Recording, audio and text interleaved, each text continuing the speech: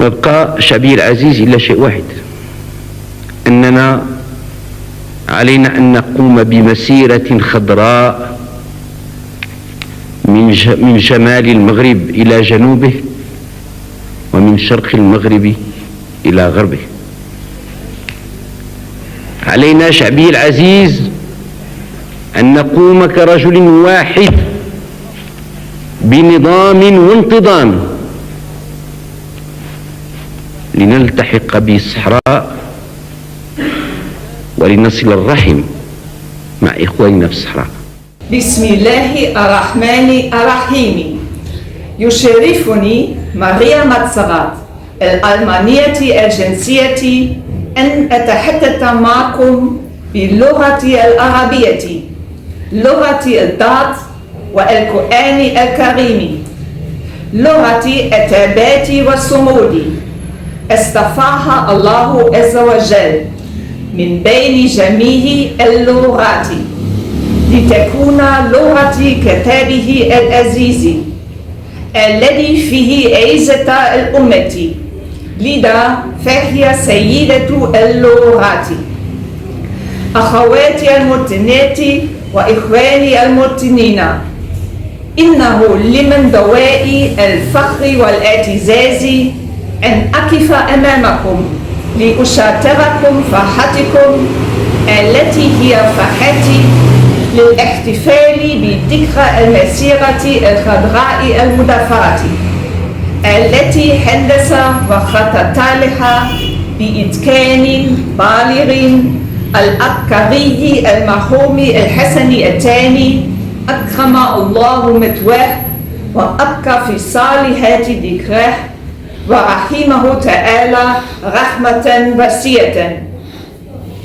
يخلد الشعب المغربي بمشاعر الفخر والاعتزاز الذكرى 49 بإعلان جلالة المغفور له الحسن الثاني طيب الله ثراه عن تنظيم المسيرة الخضراء المدفرة التي تعتبر حدثا غير مسبوق على المستوى الدولي ومنعطفا كبيرا لاستكمال الوحدة الترابية للمملكة الأمة المغربية من استرجاع أقاليمها الجنوبية. ففي 16 أكتوبر من سنة 1975 أعلن جلالة المغفور له الحسن الثاني طيب الله ثراه عن تنظيم المسيرة الخضراء التي شكلت سابقة في تاريخ التحرر من الاستعمار واسترجاع الصحراء التي لم تكن إلا أرضا مغربية تجمع سكانها في سلاطين المغرب روابط البيئة. وتزامن إعلان جلالة المغفور له الملك الحسن الثاني عن تنظيم المسيرة الخضراء مع إصدار محكمة العدل الدولية بلاهاي لرائها الاستشاري حول الصحراء، والذي أكدت فيه هذا الواقع وكرست به شرعية مطالب المغرب لاسترجاع أراضيه السليبة في اعتراف دولي لا يقبل الاجتهاد أو التأويل. وشددت المحكمة في هذا القرار التاريخي أن هذا الجزء من تراب المملكة لم يكن يوما أرضا خلاء، وكان هذا الاعتراف بداية للتحرك لاسترجاع ربوع خاضعة للاستعمار. إذ أعلن جلالة المغفور له الحسن الثاني في خطاب موجه للأمة يوم 16 أكتوبر 1975 عن تنظيم المسيرة الخضراء التي أدخلت العالم أجمع بسلميتها، وجسدت المسيرة الخضراء التي انطلقت في 6 نوفمبر من سنة 1975 مبادئ تشبت المغاربة بترابهم الوطني والتحام الشعب بالعرش وشرائه المجتمع المغربي الوحدة، ومثالا يقتضى أن نبدي العنف والتشبع بقيام السلام.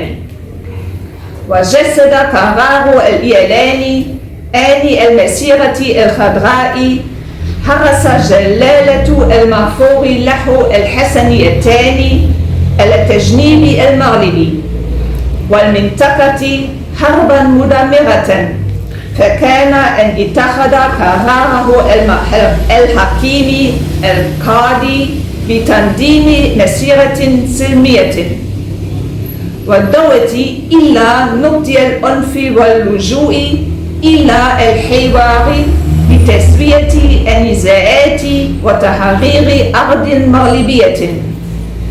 أما على الصعيد الدبلوماسي فقد حققت المملكة تحت القيادة الرشيدة لصاحب الجلالة انتصارات كبرى تدفع في اتجاه الطي النهائي لنزاع المفتعل حول الصحراء المغربية، وشكل اعتراف الولايات المتحدة الأمريكية التاريخي بمغربية الصحراء، واعتراف دولة إسبانيا وفرنسا بالمخطط المغربي للحكم الذاتي في الأقاليم الجنوبية، وافتتاح العديد من القنصليات بمدينتي العيون ودخلة، تعبيرا رسميا للاعتراف الدولي بمغربية الصحراء وعدالة القضية الوطنية. من هذا المنبر أدعو وأناشد حكومة الألمانية بفتح قنصليتها في الأقاليم الجنوبية بالصحراء المغربية إحقاقا للحق وسيرا على نشر دعوتنا الألمانية الدائمة لكل القضايا العادلة.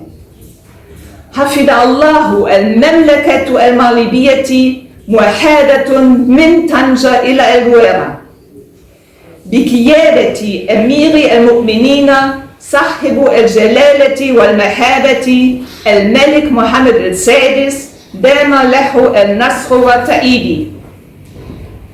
خادمة الأعتاب الشريفة ماريا ماتسارات الألمانية الجنسية سفيرة سلم والسلام ونشر ثقافة المحبة والتعايش بين الأديان للمنظمة المغربية للملكيين عبر العالم.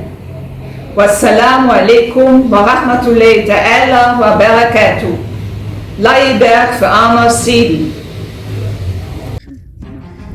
أقسم بالله العلي العظيم أن أبقى وفيا لروح المسيرة الخضراء، مكافحا عن وحدة وطني من البغاز إلى الصحراء. أقسم بالله العلي العظيم أن ألقن هذا القسم أسرتي وعشيرتي في سري وعلانيتي، سبحانه هو الرقيب على طويتي وصدق نيتي.